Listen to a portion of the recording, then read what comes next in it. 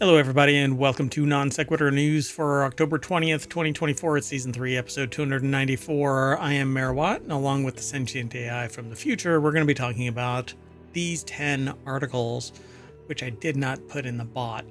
Daggone it. New Mexico campaign. This one takes a turn. Old minerals on Easter Island. Do people trust AI with their money? Haunted wineries. The Orionids meteor shower. Save lives on the spot. Yes, a toilet camera. That's not strange at all. Night Rivian. Recycle your mattress. With a typo. Mail carriers get a basic upgrade. Everything is powered by ohmTown.com. Go over there and sign up. Become a citizen, and you too can enjoy all of this information that gets aggregated. Piques your curiosity, maybe some interest, right? And then you go over, read the article, and then come to the show and you talk shop about the show, about the news, about whatever else you want to talk about here in the chat over on Twitch and YouTube. Then you can go and download the podcast, leave a 5-star review, because that's what you do, right? And you like and subscribe over on YouTube and here on Twitch, right? We stream to both. Anyway, see you on the other side.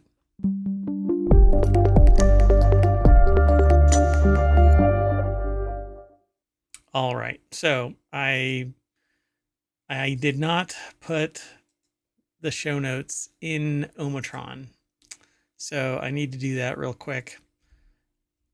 But let's get going. The first article is over. Oh, wait. I'm sorry. So I got distracted because I didn't put the stuff in ohmTown. So Sentient AI from the future, how are you?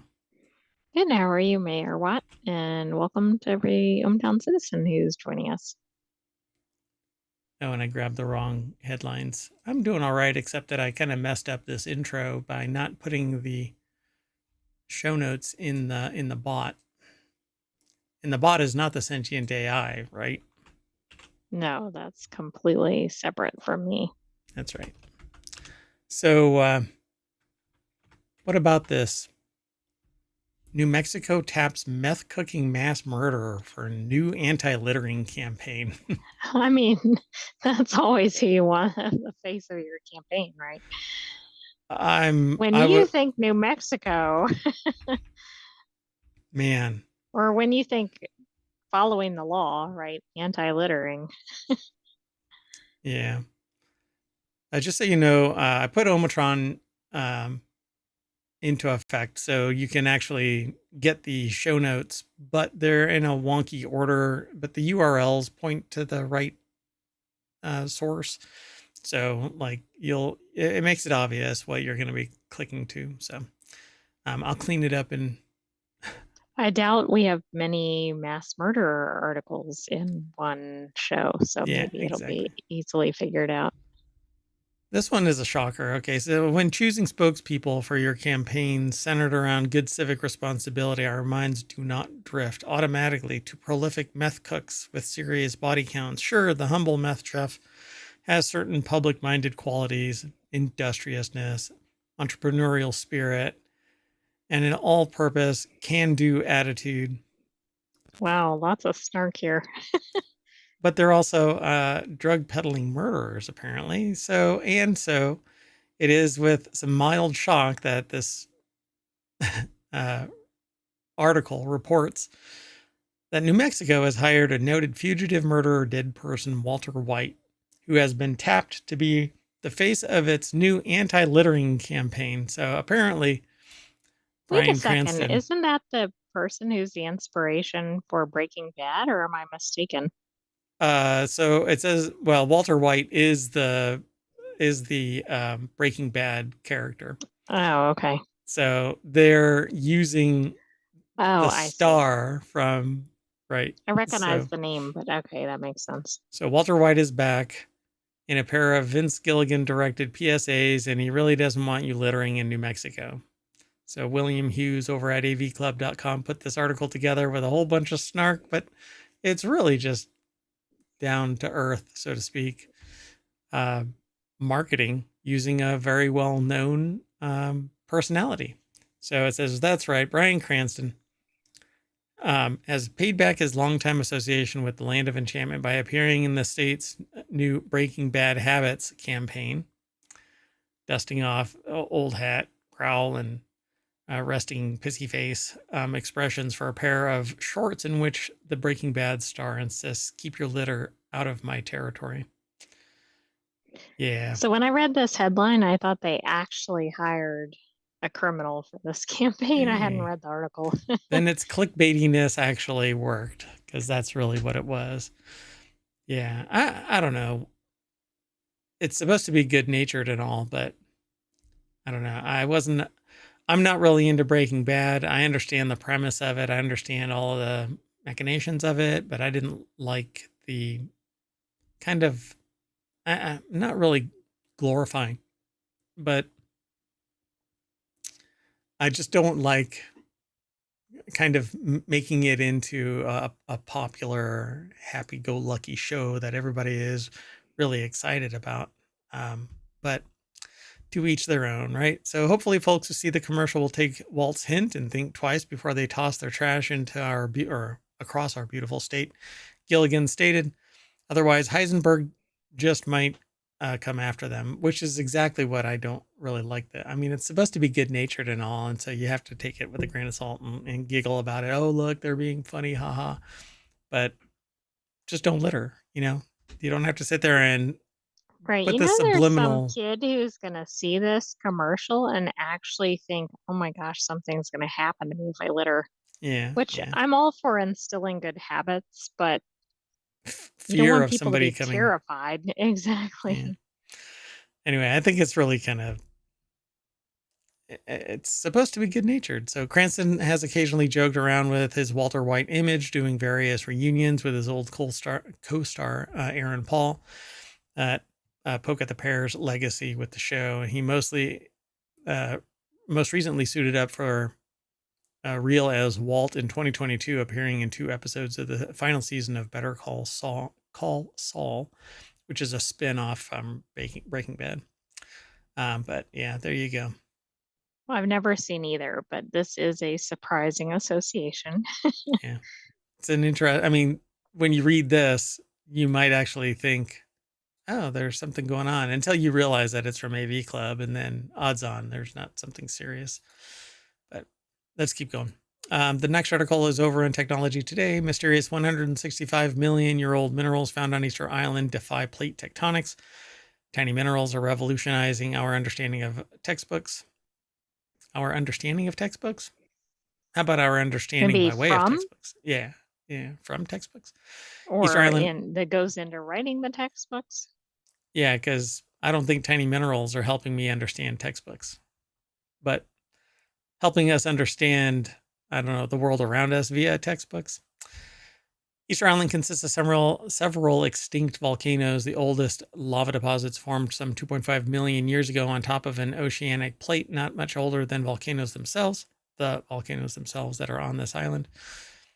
In 2019, a team of Cuban and Colombian geologists left for Easter Island to accurately date the island. So Utrecht University is where this is from, but it's they're who wrote the article, but scitechdaily.com is our source. So to do so, they basically went to Easter Island to accurately date the volcanic island. To do so, they resorted to a tried and tested recipe, dating zircon minerals. When magma cools, these minerals crystallize. They contain a bit of uranium, which turns into, quote unquote, turns into lead through radioactive decay over time. Because we know how fast that process happens, and you know how much time has transpired. But surprisingly, not only is there 2.5 million year old material, but up to 165 million year old material. So how could it be? Yeah. So from some hot spot birthed Easter Island. That hot spot can move away and build other ocean floor mounts and whatnot. So they're talking about these subduction zones and plate tectonics in general. Volcanoes like those on Easter Island are so-called hotspot volcanoes. Oh, look, it says it. These are common in the Pacific Ocean. Hawaii is a famous example. They form from large blobs of rock that slowly rise from the deep earth mantle, so-called mantle plumes. So every time the plates shift a little bit, the mantle plume produces a new volcano and or a new island eventually. So this predates whatever the tectonic plates were in that area. Yep. To answer that question, Rojas Agramonte needed evidence from the geology of the Ring of Fire, an area around the ocean that, with many earthquakes and volcanism, where oceanic plates dip or subduct into the Earth's mantle. So she contacted Utrecht geologist, I think Douwe van Hinsbergen. So the difficulty is that the plates from 165 million years ago have long since disappeared in those subduction zones. Naturally, they kind of shift around and get pulled under. So when he added a large volcanic plateau to those reconstructions at the site of present-day Easter Island 165 million years ago, it turns out that the plateau must have disappeared under the Antarctic peninsula some 110 million years ago. So why is there mineralization on here that is 165 million years old? Right, that really doesn't make any sense. And if you dig down under this, there's probably a body. So where did all this come from? Right, part of the statue for those in the podcast. Oh, right. And we're looking at a statue of one of the moai, which is a bunch of rock statues of similar build and shape, but until recently, we didn't know that there were full-on bodies, apparently. Full bodies underneath all of this sediment. So the classical conveyor belt theory has already been difficult to reconcile with the observation that mantle plumes stay in place while everything around them moves, which I've always thought was interesting, right? So why does that stuff stay while the plate shifts? It doesn't make a lot of sense unless it's just coming straight from the core or something of the Earth. So the discovery of the ancient minerals on Easter Island therefore suggests that the Earth's mantle behaves fundamentally differently and moves much slower than has always been assumed, a possibility that both Rojas Agramonte and Van Hinsbergen and their team raised a few years ago in studies on the Galapagos Islands and New Guinea, and for which Easter Island now provides new clues. So they're going to have to do some more research to figure out why this is taking place, why there's these older minerals sitting on here. They're not being shoved anywhere, even though the minerals are supposedly already being subducted somewhere else. Right. I mean, I guess studies in locations like this are really good because presumably there are fewer variables, right? Because there's a more constrained set of geological conditions, etc. Yeah, and there isn't as many people that are, reconditioning the surface. We'll strip off a mountaintop to get minerals, but there's nobody doing that on Easter Island. So this is about as untouched as you can get for an island, short of a little island somewhere where nobody's ever gone. Just got to find them, I suppose. Short of all the moai statues. Yeah, there was a big population there for a time in comparison to the size of the island, but supposedly they just tore out all of the trees and that's what did them in. I don't know. Let's keep moving though. Next article is over in the Mobile channel. 1 second. Do people trust AI with their money? Here's what research shows. When it comes to investing and planning your financial future, are you more willing to trust a person or a computer? Which is interesting. Go ahead. Well, I was going to say, do you get to pick what the qualifications of the person are? Because if it's an average person, probably people would trust AI. But if it's like a financial planner, I think they'd go with the person. Which is really interesting because the financial advisor is informed by things like AI and technology in general. That's true. But yeah, I think it might depend on whether it's just some random person or somebody with perceived expertise. Yep, Bob's Bait and Financial Analysis. The conversation is pretty prolific. I keep seeing them in all kinds of news sources. I guess Gurdon Verdict put this article together. I'm not sure if I'm pronouncing their name correctly, but um, says this isn't a hypothetical question anymore. Big banks and investment firms are using artificial intelligence to help make financial predictions and give advice to clients. Morgan Stanley uses AI to mitigate the potential biases of its financial analysts when it comes to stock market predictions. And one of the world's biggest investment banks, Goldman Sachs, recently announced that it was trialing the use of AI to help write computer code, though the bank declined to say which division it was being used in. Other companies are using AI to predict which stocks might go up or down. This has actually been going on for a little while. I also Um, think this is interesting because, at least with individuals, they might pay one of these firms, but the firms are using AI. So, how much are they, or what are they paying for? yeah, and the people that are doing this have fed data into the system of previous transactions. And so the AI is really just replicating what the humans have done in the historical record. So what's going to come out of the AI is going to be the actions that the humans would have done, except now you don't have to continuously pay the human to provide these answers. So just like everything where technology comes over and takes over the job, humans are literally working themselves into, well, oblivion. They're not needed anymore for financial advice because there's been enough data put into the system for the AI to answer. But they say a distrust of AI wasn't universal. Some groups of people were more open to AI advice than others, but in general, people were less likely to follow advice if they knew AI was involved in making it. They seemed to trust the human experts more, But number one, do they always know if AI is being used? right? Do they know anything about AI, right? Depending on where they're getting their data about AI. Do they think it's generative or, you know, centered on a certain industry? Oh, right, right, right. Yeah. So it's kind of like law and AI. You don't want just a general AI spitting out whatever garbage it's going to hallucinate. You want one that's focused and knows just the law. That way you don't get some weird, made up, um, Right. Cases that don't exist. yeah, which leads you into trouble. The same, I think, should apply to finance. There shouldn't be anything else. But see, finance and financial analysis, business analysis, strategic management in general is holistic. You have to have a wide understanding of all of the various confluences that lead to why a business succeeds or Right. fails. It could have to do with think something in world events or something in a particular sector, all these things that are not necessarily financial.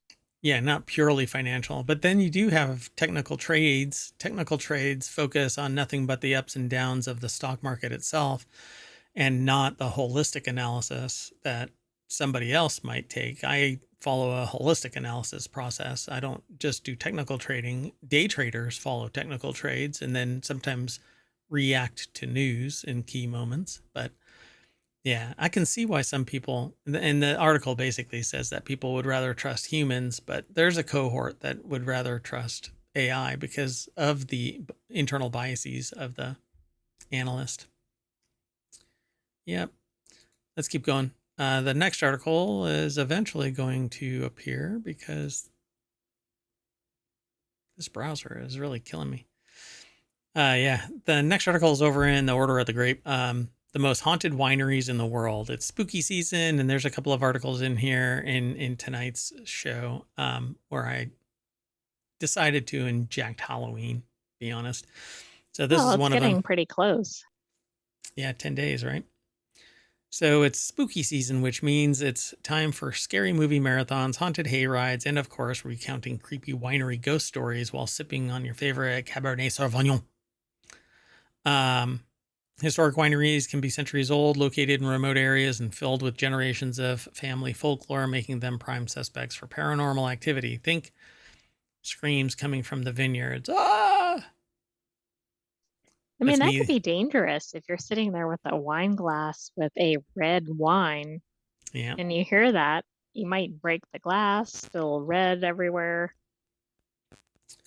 Hey, Kath, welcome to the show. Um, for whatever reason, I hadn't scrolled all the way down yet.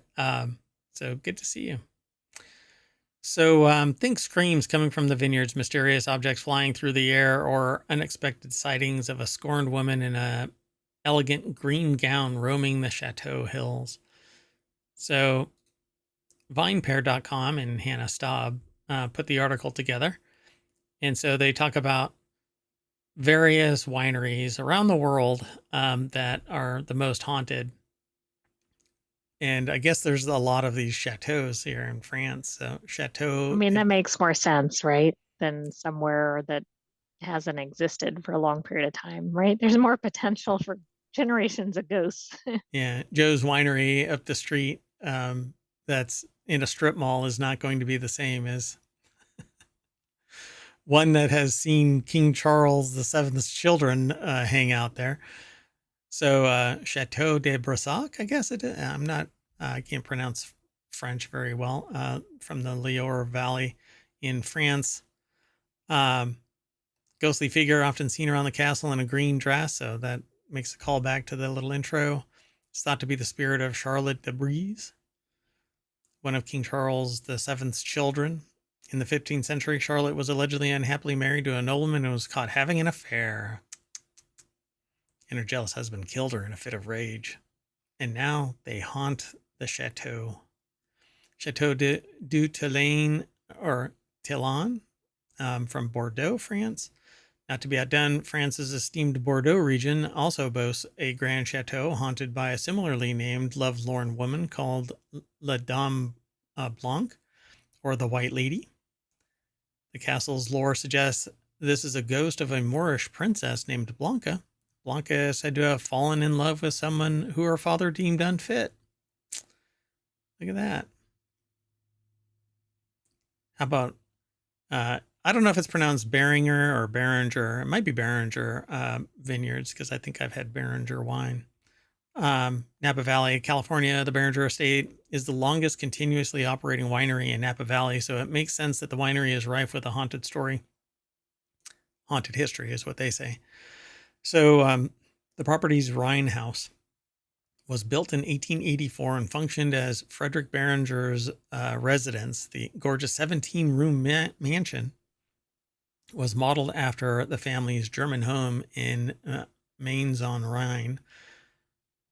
And the stately home is apparently a hub of paranormal activity, and the staff maintains a log of incidents. Oh, wow. Just It's going such a back. thing. They're like, okay, today this is what occurred. Objects mysteriously fly through the air. But look, if you are from Germany, then you probably have a parent that has hooked something at you. So I don't know if this is either a ghost throwing it or a German mom. Let's keep moving. Seppelsfield Winery, Barossa Valley, Australia. There might be some spooky surprises if you visit the estate, though. It's rumored that generations of the Seppelt family still haunt the grounds. Paranormal activity like flickering lights and random screams coming from the vineyards, apparently crescendos around the anniversaries of Seppelt family members' deaths. So if there's 100 years of this, you can imagine that it's constantly screaming. I'm not sure if these are a draw to these vineyards or So I'm not. gonna go ahead. Go ahead. No, I just like some visitors may be a little off put by hearing screams while they're trying to relax at the winery. Oh yeah, exactly. I don't know. Some people are. It'll get drawn to them. So I'm gonna jump through a couple that you can go and take a look at if you follow the show notes, and we're gonna jump straight to the last one, which is apparently named, I guess, apropos, Murder Ridge Winery in Mendocino, California. If you're wondering if the name of the winery has anything to do with why it's haunted, the answer is yes. Yes, it does. So apparently, Murder Ridge shares the story of a 911 axe, or 1911 axe murder of 70-year-old Joe Cooper that happened on the winery's estate. The primary suspect, Pete Giannoli, was found with the victim's coat and a bottle of wine. He was acquitted by a jury in the trial, but he returned to the scene of the crime later that year to boast about his horrid deeds and threatened others. He was committed to a state hospital, and the ghost of Cooper is said to haunt the winery to this day. Dun, dun, dun. Well, at least that one, you probably know what you're getting into with the name. Let's go to Murder Ridge Winery. No, I don't think so. Let's keep going. You can either go to like some peaceful sounding name like Rolling Hills Winery, or let's pick Murder Ridge. Yeah. Peaceful Valley Winery. That's where I want to go. So the next article is over in Technology Today, which is one of our shows later today. Halley's Comet debris ignites fiery fireballs, which is, I guess, as to what fireballs? It's just fireballs. It's just fireballs. In the Orionid's meteor shower, this year's skywatching peaks with the Orionid's meteor shower, showcasing bright meteors against the night's brightest stars. With connections to the famed Halley's Comet, 2024 has been a remarkable year for both amateur and professional astronomers, featuring everything from a total solar eclipse in April to a partial lunar eclipse during September's harvest moon. I totally forgot about that total solar eclipse in April. It seems forever ago. Is that coming up? Oh, no, that was this past year. There's another one coming up, I guess, in 2026, if I'm not mistaken. Yeah, something like that. But it's coming at a different angle, so not everybody's going to get to see it as brilliantly as they did this year because of the path that it took. In South America, maybe, but I'd have to look.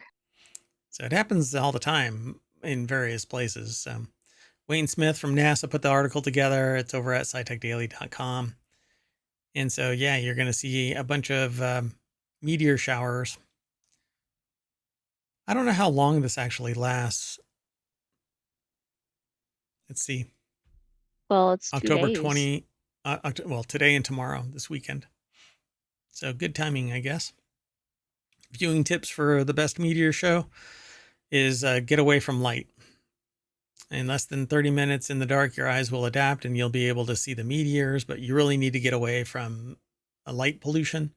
Go out to the mountains if you can, on the opposite side of where the cities are, and look to the dark sky.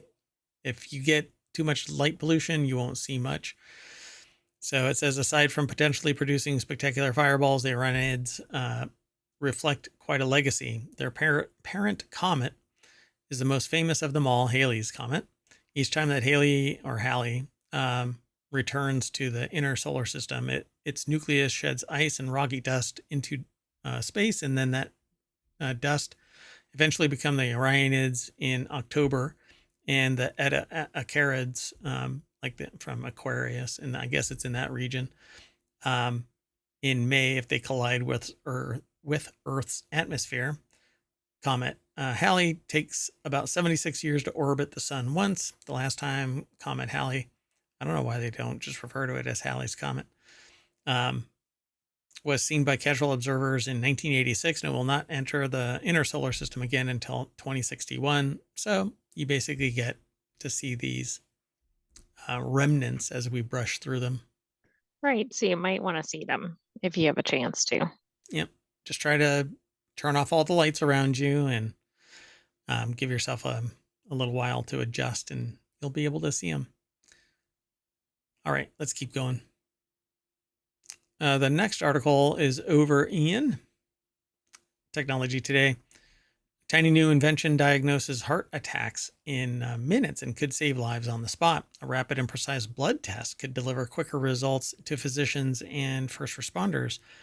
Every second matters during a heart attack. The new blood test can diagnose it in minutes instead of hours and could be adapted for use by first responders or even at home. I mean, this is really good because there are things that mimic heart attacks, or people don't think they're having a heart attack, but they are. In particular, I know female have less well-known symptoms than men. Yeah, and things like shingles can actually cause people to think that they're having a heart attack. And even doctors. can think it. But anyway, Johns Hopkins University put the article together. It's over at scitechdaily.com. And it says proof of concept work, which can be modified to detect infectious diseases and cancer biomarkers, is newly published in Advanced Science. But using biophotonics to diagnose heart attacks, Zhang and senior author Ishan Barman develop diagnostic tools through biophotonics using laser light to detect biomarkers, which are bodily responses to conditions including disease. And that's how a lot of blood tests work. It's if there is a reaction to something, then you are positive. Right. So they're more testing you for the reaction than the original event. Yeah, or the chemistry changes because you're having an adverse reaction to some bodily function going awry. Though an estimated 800,000 people plus have heart attacks every year in the United States, heart attacks remain one of the trickiest conditions to diagnose, with symptoms that vary widely and biological signals that can be subtle and easy to miss in the early stages of an attack when medical intervention can do the most good. So the heart of the invention is a tiny chip with a groundbreaking nanostructured surface on which blood is tested. So I don't know which way, like they're showing this chip, but I don't know if looking at this chip is actually indicative of a positive or negative response to having a heart attack. They just say that it's a tiny chip with a groundbreaking nanostructure surface on which blood is tested. Right. It doesn't tell us from the captions. Yeah. So the standalone blood test the team created provides results in 5 to 7 minutes. It's also more accurate and more affordable than current methods. Though created for speedy diagnostic work in a clinical setting, the test could be adapted to a handheld tool for first responders. And it's kind of like that dark field microscopy that I was working on, trying to find nanoplastics in liquids. Then somebody came up with it in a mobile device to go out to the field and do testing in situ in various places. I think it's pretty amazing. So there's always this fundamental research that's taking place. And unfortunately, there's a lot of bias now being put on science to only turn out positives.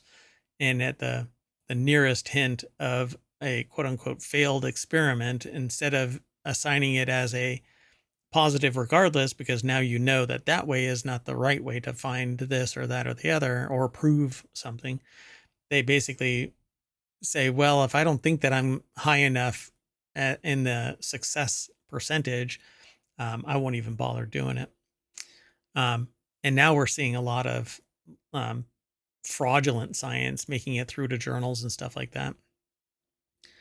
So the heart of the invention is this tiny chip with the groundbreaking nanostructure that we've been talking about here. The chip's metasurface enhances electric and magnetic signals during Raman spectroscopy analysis, making heart attack biomarkers visible in seconds, even in ultra low concentrations. The tool is sensitive enough to flag heart attack biomarkers that might not be detected at all with current tests, or not detected until much later in an attack, because an attack can take a considerable amount of time. There's even a form called a walking heart attack, where the heart muscle is basically dying off, but you're still upright and somewhat functional. Right. And I think, I mean, this kind of test, if it's actually put out on the market, could mean the difference in somebody living or not. Yep. As long as, the actuarial tables at the health insurance company and the MBAs that direct treatment and policy and procedure say yay. So this next article, though, is over in Late Night Geeks. Throne's toilet camera takes pictures of your poop. Yep. As everybody has always wanted. That's a sentence. Yeah. So if you're going to sit on a throne, just know that it's Throne, an Austin-based health startup. It sells a camera and it clips to the underside of your toilet bowl so that it can take a picture of your poop. Currently in beta. I don't even know what to say about this. The system utilizes artificial intelligence. Of course it does, to examine your poo in a way, as a way of determining things like gut health and hydration. I'm I had to choose it, but so Brian Heater over at TechCrunch.com put the article together, and it has an app. The company is quick to note that the images are anonymized, which doesn't mean jack shit, really. I mean, I'm sorry, but no, they're not really anonymized. If you have one of these, you have an account, you're downloading an app, you're reviewing the results or Right, whatever. you're attached to your own data somehow. This is a 23andMe breach away from everyone knows my poo. You know, there's a book called Everybody Poos. Well, maybe you can buy the book along with this. Now it's going to say Everybody Knows My Poo. There's going to be a sequel to it, right? Yeah. Anonymity, I think, is... This is like a weird application of this, but I know there are a lot of health yes, related things that they can determine from this. See, but I don't think that a picture is worth 1,000 words in this case, because if you're trying to detect things like colon cancer, there's biomarkers that are there, because, well, that's how it works. We process stuff and it eventually gets evacuated. And that includes free floating cancer cells. And that's what gets detected. But you're not going to detect that from a camera. It's a level of... No, I mean, maybe if it gets somebody to go into the doctor, but it's not going to do the diagnosis itself, probably. We only capture images of the content of your toilet bowl thrown rights. Any other data is irrelevant to our mission and could compromise our ability to provide accurate health insights. We use image recognition technology to automatically delete any non-relevant images. This ensures that only toilet-related data is retained. All right.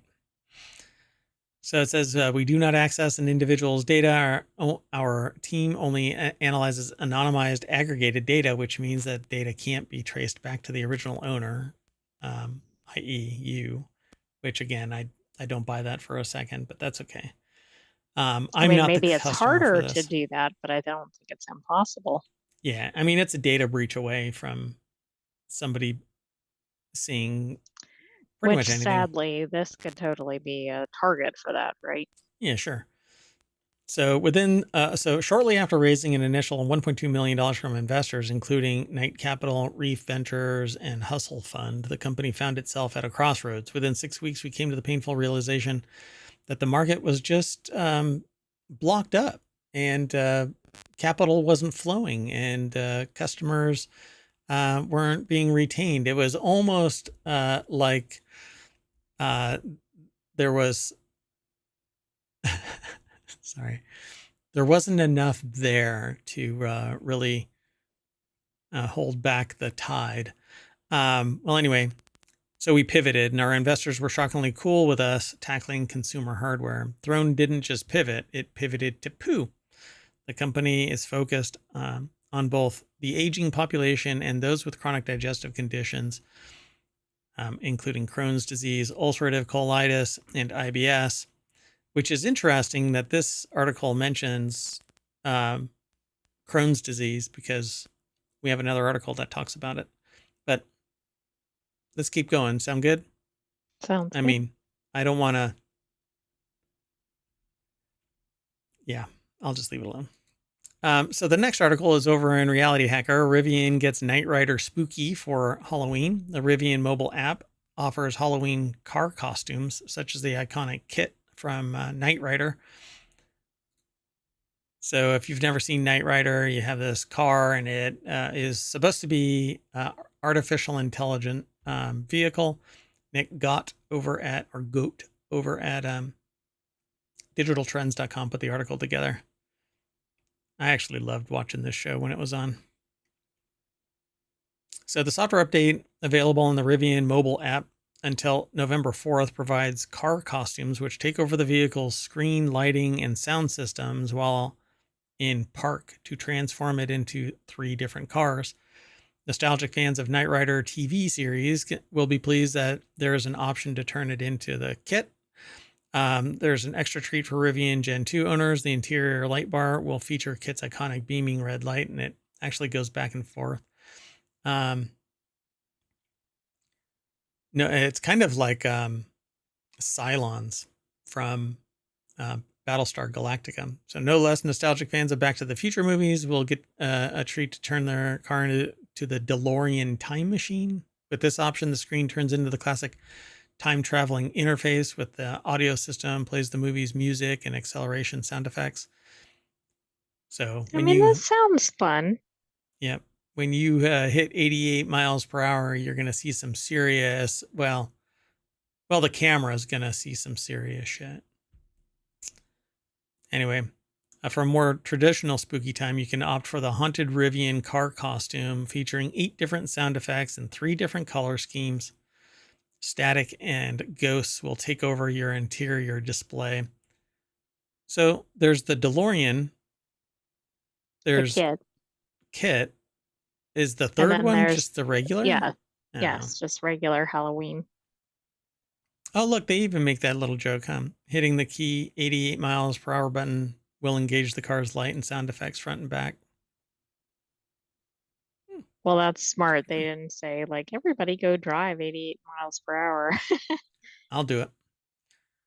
Let's keep going. The next article is over in Hatch Ideas. Why I paid $95 to recycle a mattress, and you might too. So it can be difficult and costly to avoid trashing your old mattress in a landfill. By the way, this other article that I was talking about Crohn's disease is actually in Technology Today. So it's one of the shows later on. Oh, okay. It's coming up then. Yep. So Greg Iakursi, or Kirky, I'm not sure how they pronounce it, put this article together for CNBC.com.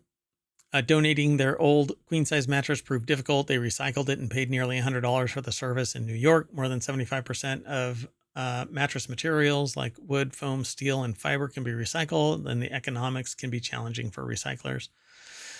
Some states have enacted... Oddly enough, there were 2 articles in ohmTown in the last 24 hours about mattresses problems like this. So it was really submitted just to bring awareness to it. What do you think the other one was? Did you take a look at it? It was specifically focused on a nonprofit that accepted these. They actually repurposed them. They didn't recycle them. Oh, interesting. Okay. But it was localized, so this one seemed like it got into the broader point. So some states have enacted mattress recycling laws that make it cheaper for consumers. However, state programs are funded by a fee on mattress purchases. But if you don't have a mattress that's made of wood, steel, fiber, foam, memory foams, and stuff like that, I don't know, it might be a problematic. You can't shrink them down to deposit them somewhere without a really powerful vacuum sealing device. Your kitchen one, I don't think, is going to do it. But yeah, they say it may sound odd, silly even to pay so much to dispose of a run-of-the-mill household item, but the economics of mattress recycling illustrate why it can be difficult and costly to be an eco-friendly consumer in the U.S. So they say it's a massive waste stream. Wow, look at all that. So for the podcast listeners, there's looks like a garbage dump, but I don't know if it's a legit one, but there's all of these mattresses all over the place. And even it looks like a propane tank. Right. And a bunch of tires as well. CO2 tank and, tires all over the place. Yeah. We're kind of a dirty population, like whatever we don't actually consume, we operate really as effectively. If everything's disposable. Yeah. So the person says that they live in Brooklyn, where residents dispose of a mattress for free as part of the routine trash pickup. As someone who meticulously tries to cut waste in everyday life, avoiding single-use plastics, composting food scraps, it was painful to think of theirs wasting away in a landfill. So you basically just drop it in the landfill, but surely I can find... it'll take hundreds of years for it to break down. Yeah, it says... Meg Romero, the recycling and litter control superintendent for Charles County, Maryland. That's interesting. They're talking about Brooklyn, New York, and then they drop down to Charles County, Yeah, Maryland. it's kind of a weird It's just jump. juxtaposition. I actually did preview this one, and they do talk about this other organization, but right now you're going, how does that connect to the Brooklyn issue? Yeah, exactly. And or New York in general. So, did I neglect to reach out to someone in some interested parties? Probably. But they transitioned into something else, right? Well, they went to, it looks like at least actually more than four, multiple locations trying to get somebody to take this that could use it, and nobody could. So that's part of the problem with mattresses also. Yeah. So, how are they recycled? More than 75% of of a mattress is recyclable, according to MRC. Some companies put it closer to 90%, but you a person has to take it all apart, and um, automation isn't really going to work on this. The materials are then repurposed, shredded foam fibers as carpet padding, animal beds or insulation, wood as mulch and fuel, and springs as scrap steel, for instance. If you can recycle, it'll give those materials another life to be used as something else, said Romero of Charles County. That's so like medieval times kind of thing. I am Romero of Charles County, um, Exactly. It sounds a little odd. uh, knight of the recycled table. So that reuse has other environmental benefits. For example, there's reduced need to extract or source new materials for manufacturing, which cuts greenhouse gas emissions and water and energy use. But that's not how it really works. These companies want something that's new. They're in a particular supply chain that has lower cost than getting uh, recycled goods because there's an added cost associated with that material.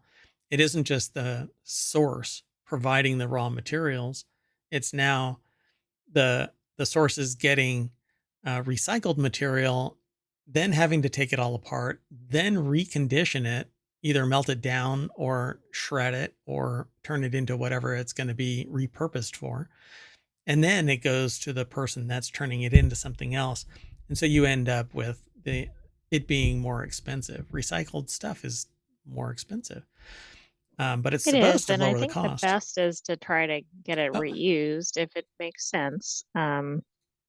But you have to find a place that will actually accept it, or an individual, right, through one of the, like an online forum. yeah. So usually the Charles County service is largely free for residents. They can bring in 2 items a day, like a mattress and a box spring, to the Charles County landfill for recycling for no charge. Additional items cost $10 per piece, but you have to be a resident. So you're not going to come from New York and drop it off down here. No, but they did recycle 900 of these in 1 month. So obviously there's a need out there. Yep. So, and vice versa. You can't be living in Maryland and drop it off up here in New York. So either way, it's bound by the economics of that particular region. So a landfill is limited, finite space, said Peter Conway, president of Springback, Colorado, a recycler based in Commerce City. They want to put things that break down, things that are easily compactable. Mattresses are kind of the antithesis of this. That's almost what I was thinking to say exactly. So he expects to divert 8 million pounds of waste from Colorado landfills this year. So, and then they go into why it's expensive, but it's because there's so much overhead, there's so much processing that's necessary. And it's, And multiple materials in one mattress. yep. And this stuff is, while it's compactable, you have to do it in a vacuum. You have to suck all of the air out so it compresses down. And that isn't practical for a landfill to babysit. So they have to shred it and then send it off to somebody to reuse. And this kind of stuff ends up sometimes after processing in pillows and stuff, and in other mattresses. You can actually, like body pillows and stuff like this, can have this material in it. It's pretty cool. Seems like the real solution will be for them to figure out a biodegradable mattress or something. Of Everything. course, that might be surprising if you're trying to sleep and you're like, where'd my mattress go? I know it won't happen immediately. Yeah, and if you have the same mattress for, 20 years, I think that's actually pretty spectacular nowadays. And they talk about it having razor thin margins, because they sell multiples and then people get rid of them and get new ones. It says we don't set the price for a ton of foam or steel, Conway said. One day it might be 18 cents a pound, and the next it'll only get 10 cents. Um, and that's just the machinations of the business cycle. For example, Springback, Colorado used to send all its foam and ticking to a recycling center in California, Conway said. It cost the company about $2,000 to ship each truckload. About a year ago, the California partner stopped accepting shipments. Demand had dried up for the material, Conway said. He called the companies as far afield as Mexico, Canada, India, and Egypt to find alternative placement, but ultimately found a new partner in Texas. They say it's pretty thin margins that we operate on, and somebody has to pay. So that's what you're going to end up having to do. You're eventually going to end up having to pay to get your mattress recycled. And it looks like certain states are starting to put some programs in place. So that might help too, because right now there aren't that many organizations, either government or nonprofit, that are in this. Yeah. So, I mean, if you want it recycled and you want to be able to sleep at night on your new mattress, then you pay a fee and it gets recycled wholeheartedly instead of thrown into a landfill. But let's keep on going. Our last article for today is over in Non Sequitur News. Mail carriers reach tentative contract with USPS that includes air-conditioned trucks. Some 200,000 letter carriers reached a tentative deal with the Postal Service, which is a quasi-government organization, and was in much better financial situation until one of the prior administrations mandated a fully funded retirement account, which is an impossibility, and people don't do that. No corporation does that. They only pay out the retirement to the people who are retiring. But I think I'd really like to look at the account of the USPS and see if it was pilfered. But anyway, let's move on to the source of this. David Sharp over at abcnews.go.com. I think one of the ugliest vehicles in the did it reset to this. I hate it when they do Well, that. and he's actually with the AP, but it's posted over ABC News. Correct. Yeah. So the new agreement, which still needs to be ratified by the union members, runs through November 2026. Letter carriers have been working without a new contract since their old one expired in May 2023. Since then, they have continued working under the terms of the old contract. Both the union and the Postal Service welcomed the agreement, which was announced on Friday. Both sides didn't get everything they wanted, but by bargaining in good faith, we ended with an agreement that meets our goals and rewards our members. Brian Renfro, the president of the National Association of Letter Carriers, told the Associated Press, to make that happen, the Postal Service had to recognize the contributions of members to the post office or post service and the American people. I don't even think it should be a question that they have air conditioning in their vehicles. Like they spend their entire workday in their vehicle, and we know that temperatures are rising. And we've seen similar things with private FedEx and sector like UPS and FedEx. yep. Now, I think that it's astonishing. I actually titled this "Mail Carriers Get a Basic Upgrade." Um, Now, as part of the agreement, all city carriers will get 3 annual pay increases of 1.3 each by end of 2025. Some of which will be paid retroactively from November 2023. Workers will also receive retroactive and future cost of living adjustments. I think it's because that's when the contract ended. Yeah, May 2023. Which this is astonishing. This is honestly astonishing. A retroactive pay raise. Oh, it absolutely is. But it's And good for the workers, although it's not as good as getting it at the time, but it's better than not getting it. yeah, and hold on a second. I just want to make sure that.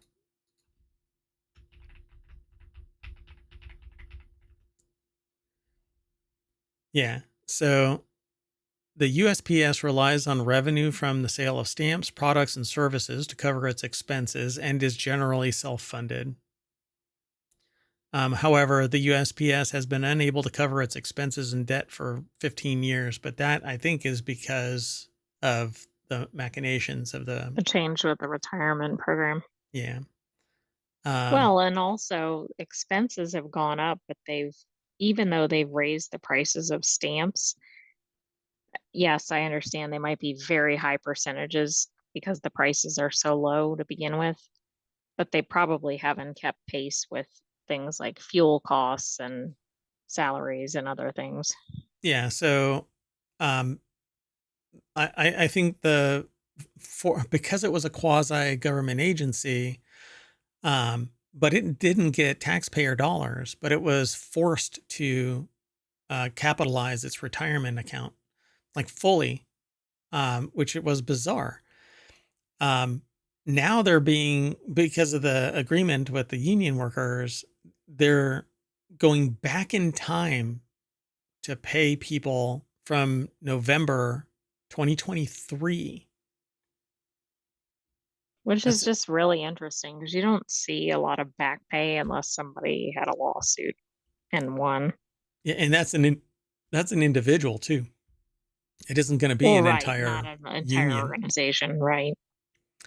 So within a few years, the fleet will have expanded to 60,000, most of them electric. We're talking about vehicles now. And that was the thing that actually triggered me into including this in the show today, was the fact that these human beings are driving around in these toasters and getting boiled because it's so damn hot in these cars.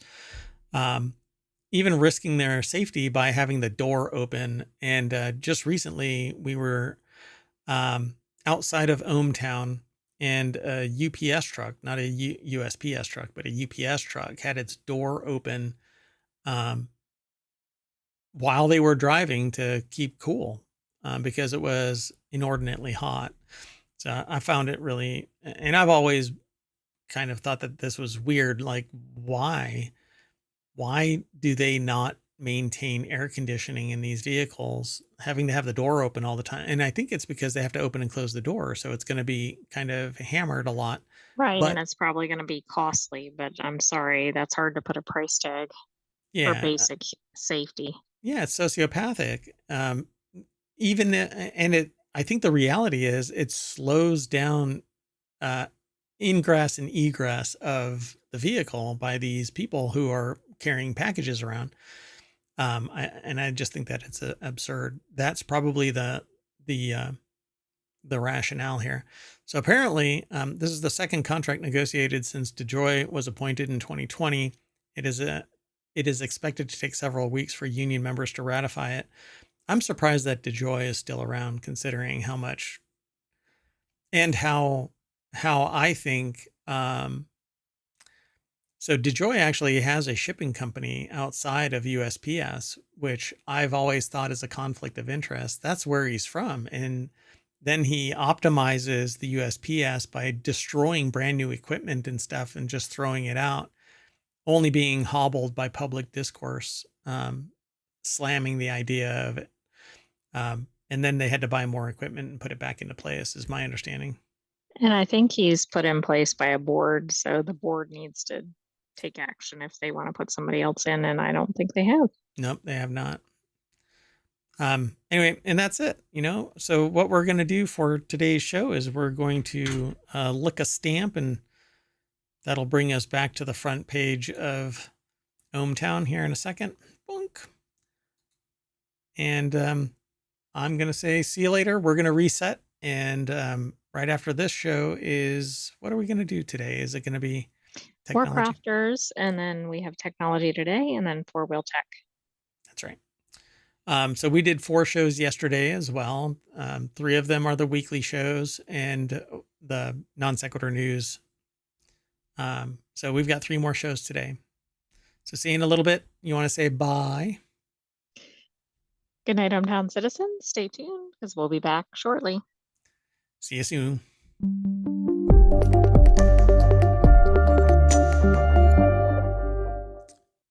flights are so expensive and there's no leg room. So I'm going to box myself up and ship my butt from, I'm going to ship my pants from this location